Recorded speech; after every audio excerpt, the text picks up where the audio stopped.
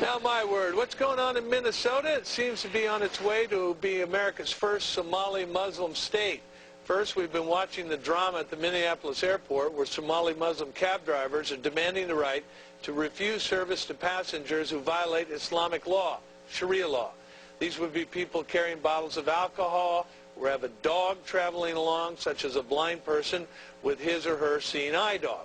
Then we have the situation with Target where Muslim cashiers refuse to handle a package of bacon at the checkout stand.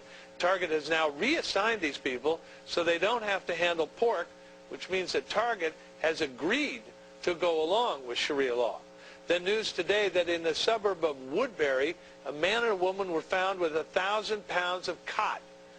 What is khat, you might ask? Well, it is a mildly hallucinogenic drug, which is a favorite of Somalis.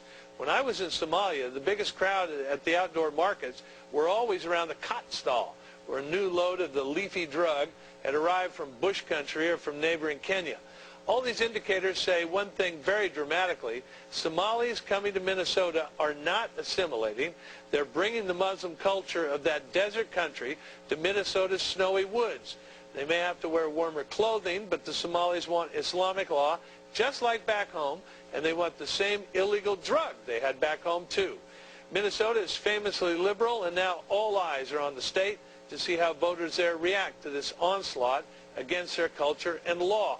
Are Minnesotans going to be so open-minded they say, sure, you can have a different set of laws here just for you and your people. We don't mind. We'll pretend we don't notice. There is such a thing as carrying politeness too far. What Minnesotans must say is, this is America. We already have law here. If the Somalis want to live under Quran law, Sharia, they could have stayed in Somalia. That is my word. Read to me at myword@foxnews.com. See you back here tomorrow. The big issue is separation of church and state in America's state schools, of course, but there isn't going to be a separation of mosque and state at one public college in Minnesota. The school is going to install a special sink, or several, for Muslims to wash their feet, and taxpayers are going to have to foot the bill. Big story correspondent Douglas Kennedy has the details. Douglas. Yeah, John, this sink is for a pre-prayer wash, and the school says it's to keep their students safe. Critics are calling it a double standard. For practicing Muslims, daily prayer is a must. In fact, devout Muslims are required to bow to Mecca 5 times a day, each time washing their hands, their mouths, and especially their feet. Now, a college in Minnesota wants to help their Muslim students do just that. Well, the college is proposing to construct modifications to college bathroom facilities to create foot basins for ritual prayer preparation for Muslim students. Minneapolis Community and Technical College is a state-run university. Last year, it banned a campus coffee cart from playing Christmas carols. Catherine Kirsten is a columnist for the Minneapolis Star-Tribune. Although Christianity is barred in public places during the holiday season, the college is actually going to be using taxpayer funds in order to construct daily prayer preparation facilities for Muslim students. This is not the first religious controversy to hit Minneapolis. Last year, Muslim cabbies began refusing fares for people carrying liquor, citing religious reasons. But college president Phil Davis says the two accommodations are very different. The foot washing facilities are not about religion. They are about customer service and public safety. Davis points out if there are no facilities, Muslim students will have to wash their feet in bathroom sinks, which he says is not sanitary and dangerous for the students. There are a number of ways that this could be handled. Certainly, students could be told that they simply could not use the public bathrooms to wash their feet. They could also be encouraged to talk to religious leaders about other abbreviated or accelerated ways to prepare for prayer, which are very much acceptable in mainstream Islamic practice. Davis says the school has tried unsuccessfully to dissuade students from washing their feet in hand sinks. He says the foot facility is the best way to accommodate what he says is a growing practice.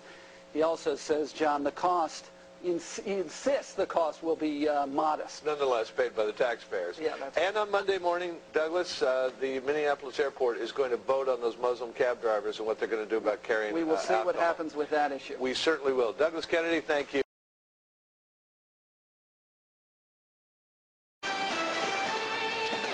That's my word. Here's my one simple rule about relations with Islam. We can all get along, but this country is a Sharia-free zone and should stay that way. Sharia law is Islamic law based on the Quran, and it is evidently the law of the land in the Minneapolis airport, where Muslim cab drivers, mostly from Somalia, are saying they will not obey American law. The law of the Minneapolis Airport Authority, that law says that in our land, if you have a cab license, you must take whatever passenger shows up for a ride. But the Muslim cabbies say they will not carry someone who is carrying alcohol. So you get off the plane with your duty-free bottle of scotch you picked up at Heathrow in London, no cab ride. At first, this story was reported as a few Muslim cab drivers, and now it turns out that few is way, way more. Up to 80% of the cab drivers are Muslim Somalis, and they want to impose Sharia law on their passengers. No alcohol. Certainly no bottles of alcohol in the cab, and soon, I suspect, no alcohol in the passenger. What's that on your breath, bub? Beer? You can walk. This is outrageous, and the Minneapolis Airport Authority insisted the Muslim cab drivers obey the law, but the cab drivers have now refused. They want Sharia law for themselves and imposed on their passengers. If the Minneapolis Airport Authority caves on this, every member of that board should be fired. Muslim cabbies won't obey our law, they should go back to wherever it is. Their law is the law of the land. Somalia is a hellhole. I've been there. But if they want to live under Somali law, they certainly can go back there and live as they please. They are here in this country, and the law here is not based on the Quran. These cab drivers need to learn that fast. I cannot believe the people of Minnesota will cave to this, but I suppose they might. Political correctness is afoot in the land. Who are we to demand our own law when new arrivals want to impose theirs? If this stands, we shall run an official boycott of cabs in Minneapolis, right here in the show. I've never taken a Minneapolis cab, but I might just fly there with a bottle of scotch just to boycott the cabbies. I could believe this is happening in London, but here, outrageous. That's my word, Regiment.